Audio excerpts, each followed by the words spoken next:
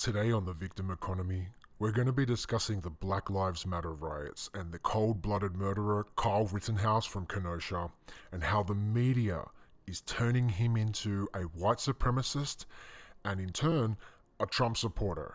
So bad, and the weak NBA cancel culture. They don't even know what they're doing. That coming up now.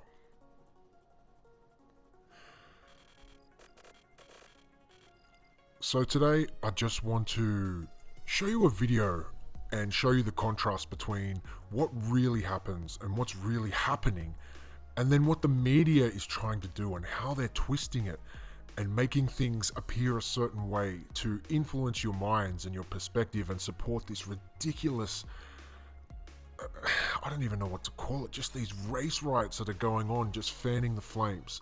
Now, I'm warning you, this story can be a little bit confronting if you're a little sensitive snowflake, but it's going to be a few minutes, but I really want to get this through and I want to tie it together with the Australian news. So please, just watch.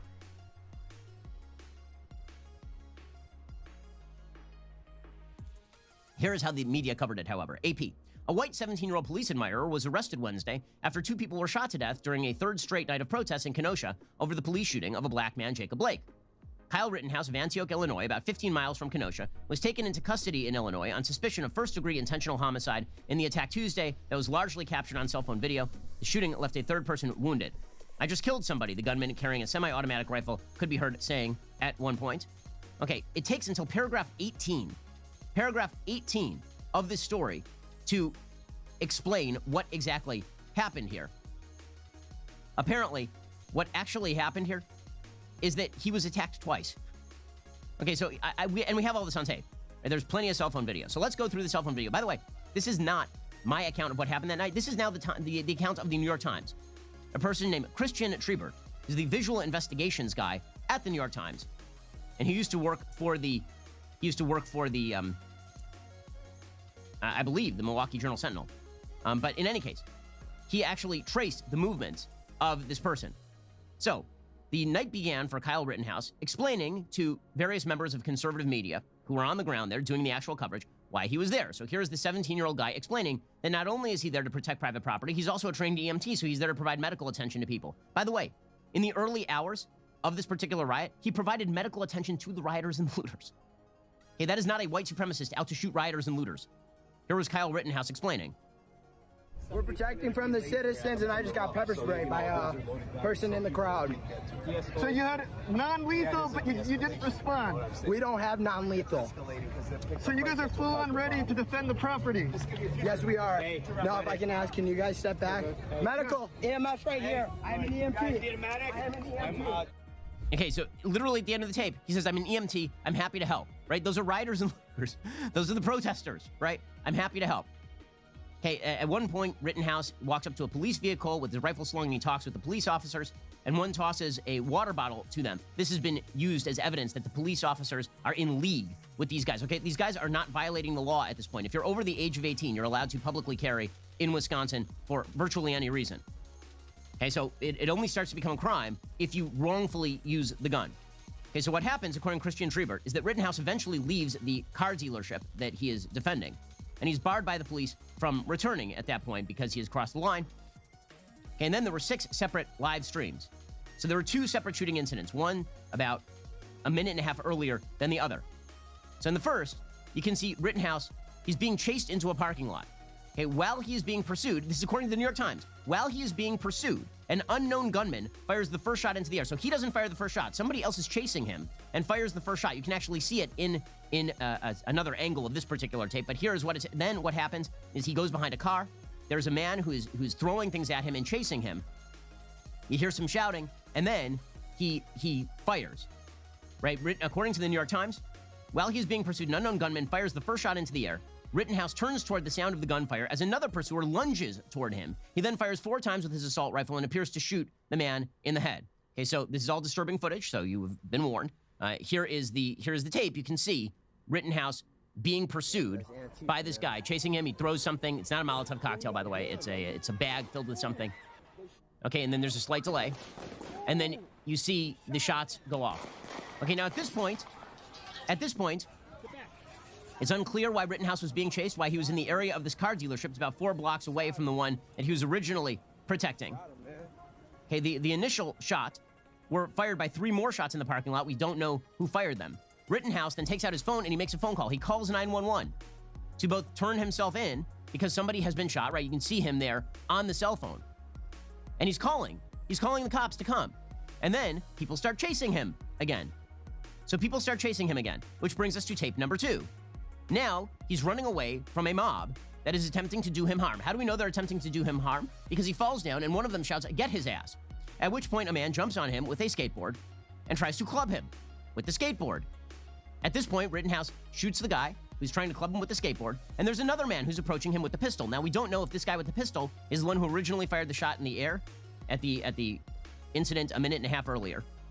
Okay, and here is what it looked like when he shot 2 other people. One of these guys died. He was running toward the police, by the way, to turn himself in. Right? This is what he was doing. Okay, so you can see this guy hits him from behind. Here are people chasing him. You can see he's pushed from behind and he falls down on the ground. He turns around and a guy tries to jump on him with the skateboard. There's several people trying to jump on him. He shoots one of them, and then another guy has a gun and he shoots him in the arm. The guy who's shot in the arm does have a pistol. There are pictures of him. Half his arm is gone, because this is what happens when you get hit close range by a bullet. And then he's trying to surrender. The cops don't actually know what's going on at this point, so they drive past him. So people have been using this as, why didn't they arrest him? Because they don't know what's going on yet. He's with his hands up. That's why they don't arrest him. Like, why didn't they shoot him? They shot Jacob Blake because he wasn't going for a knife against the cops. That would be the reason, guys. Trevor Noah, idiot, was like, oh, well, Jacob Blake got shot. Why didn't they shoot this guy? Because he literally was not pointing a gun at them. That would be the reason.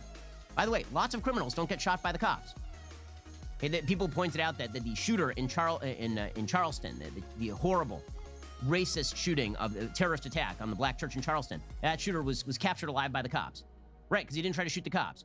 The Washington, D.C. snipers were also captured alive by the cops. They were black because they weren't trying to shoot the cops.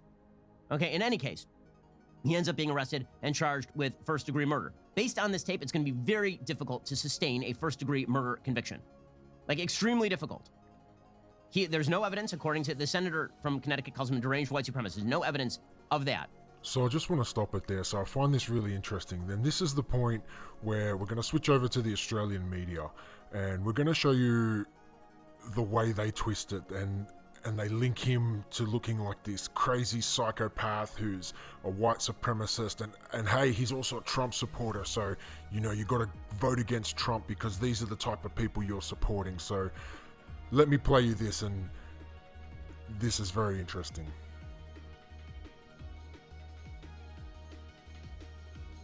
Federal officers are right now moving on the state in the US of Wisconsin, the scene of deadly race riots following a police shooting. That shooting of black man Jacob Blake has also thrown the NBA into disarray, with 2 teams voting to end the season in protest. Marching through Kenosha with a wake-up call for their town. Law enforcement on every corner, keeping watch long after curfew. Protesters stopped to grieve for 2 people killed in last night's violence. A 3rd person was seriously injured.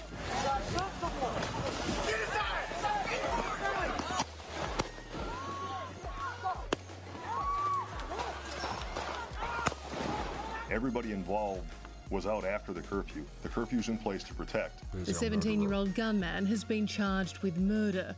Kyle Rittenhouse, a front-row supporter of Donald Trump and a member of a local militia group. See how they slipped that in there? Front row supporter of Donald Trump. Our job is to protect this business, and part of my job is also help people. Accused of killing 2 protesters, he walks towards police with his hands up. They ignore him, arresting Because him he's hours white. later at his home in the neighbouring state of Illinois. From the streets to the courts of America's biggest sporting This is league, the funniest Milwaukee part. Bucks boycotting their NBA playoff in protest of police brutality and racism. This is an incredible statement. The league postponing the rest of the day's games in support. It's amazing to me why we keep loving this country and this country does not love us back. Okay, let me just show you one thing. Mr. Doc Rivers with his crocodile tears, he's saying, we keep loving this country, but they don't love us back. Let's just quickly check on Google. Doc Rivers' net worth, million. Does that sound like someone... I want you to put it together. Does that sound like someone who hasn't been successful? Someone that hasn't done well, that the country has rewarded really well? All this bullshit with these crocodile tears. I hate how this country doesn't love us back. You're worth $50 million. A salary of $10 million.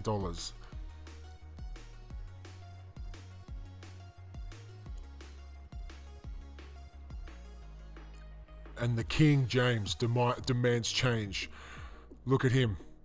How much are you worth, Mr. James? $450 million, almost $500 million this guy's worth. They don't even know what they're supporting. Let's carry on.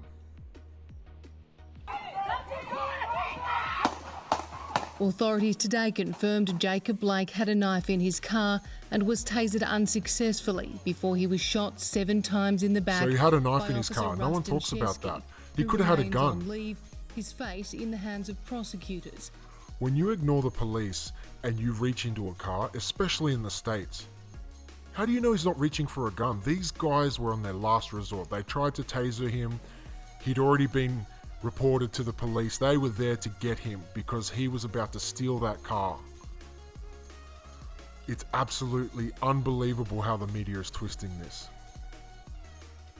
His actions sparking the latest chapter in America's uprising. In the United States, So that's what we're down Amelia to. Adams, So I 9 just wanted to News. point that out, the absolute crap that we're getting fed. Don't buy into it. See you next time.